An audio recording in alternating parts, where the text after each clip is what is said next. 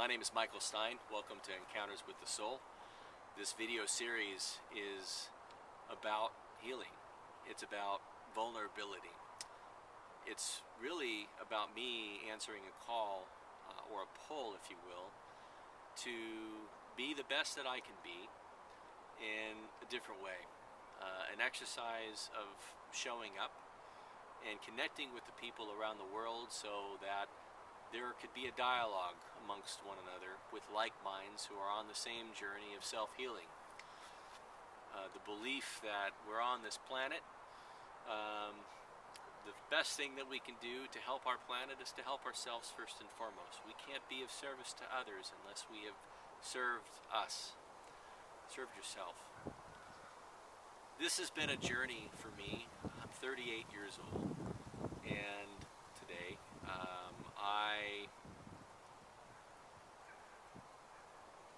I've chosen a path of healing. Reiki has been one of my methods for that, and I've spent the majority of my world turning away from my true nature as an empath, not understanding it, confusing my energy with other people around me, taking on their energy. This is a language that a lot of people don't quite understand. You could call it an empath. I'm very in tune to the dynamic of a group. There can be a group of people, and it's happened to me multiple times, where I'll be sitting there and walking into a space feeling really happy and actually in a great mood, and then walk into a space and immediately get punched in the gut. Like, what is this feeling I just took on? I don't know what it is. And there was one time where I just felt nauseous and my mouth was dry, and I just started feeling like I was dizzy and the room was spinning. And as people were going around the room introducing who they were, I got more nervous as I came closer to myself. And at one point there was a woman not a few seats away from me that started sharing on how nervous she was and how sick she was feeling, and you could tell she had a dry mouth because of the way that she spoke. And it took her a minute to get her composure, and the more she spoke, the better she felt, and the better she felt, the better I felt. And the more experiences that I had with that, the more I was willing to look at that, I started to realize there's something to this. I've not really wanted to look at a lot of these things. I've isolated myself in ways that our society has promoted us doing with our technology, living in larger homes and not knowing our neighbors. It's not a life I want to live anymore.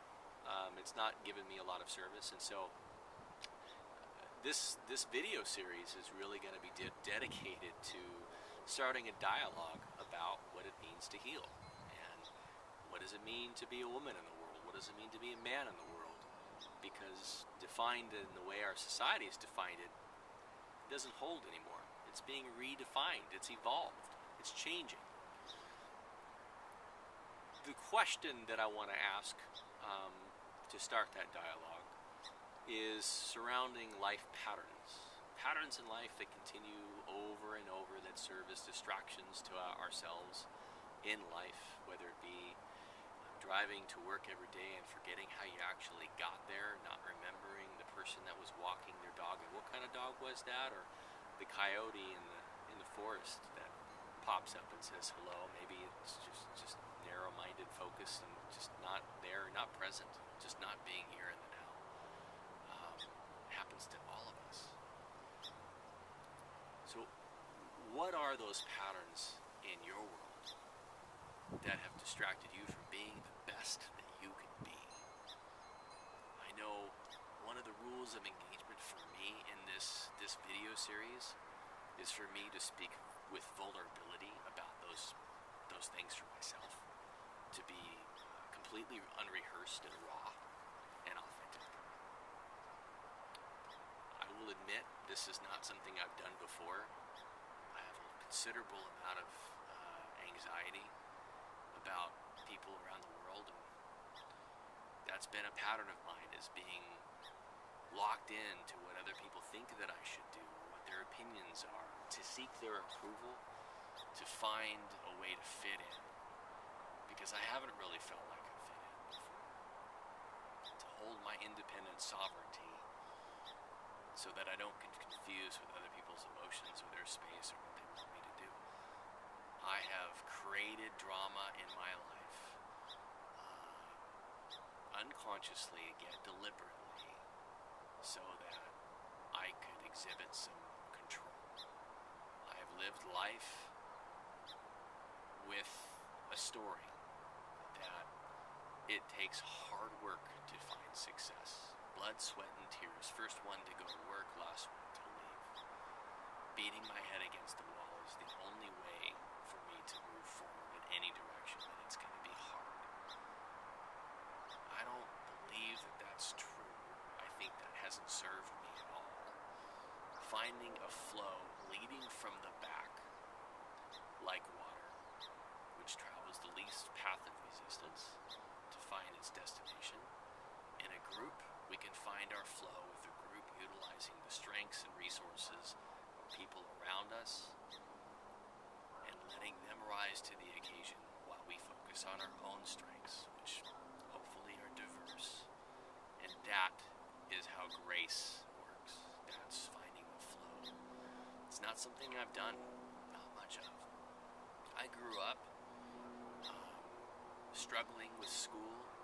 I had a form of dyslexia. The types, I don't know if they had names for it or not. I could read brilliantly, but I didn't understand what I read. I could read it many times, and the order and comprehension for which I read didn't get it. Just couldn't understand it. Combining two sentences together was a chore.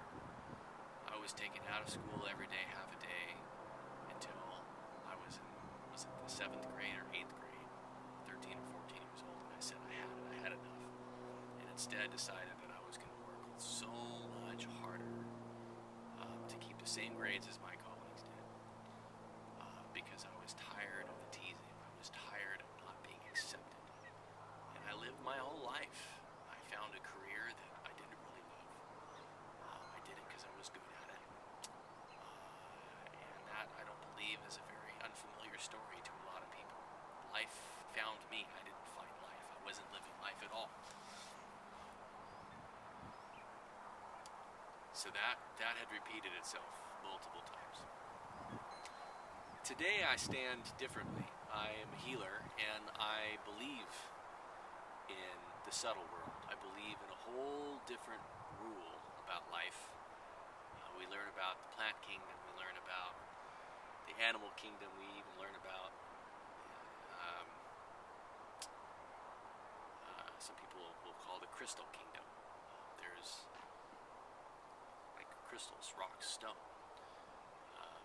There is a whole subtle world out there that we may not be able to see, but I can tell you it exists. And I've been studying Reiki. I am now a Reiki master, and it's just been one medium of many out there. I don't believe there's one path. There's multiple paths. And I have a newfound respect for my connection with nature and life. And I wasn't one to want to embrace that because it wasn't status quo. It wasn't something that would be very well accepted. It was a very difficult conversation to have with people. And the discord and negativity and emotions that brought up in me just ripped me apart. Because it wasn't me. I don't fit your stereotypical man in the world that, I believe that crying's okay. It takes more courage to do that than it does to not own something or show up as a stoic person in the world. What it means to be a man in the world is an entirely different conversation today than it was 50 years ago. I have a son, and I hope that I can be a role model to my son in a positive way,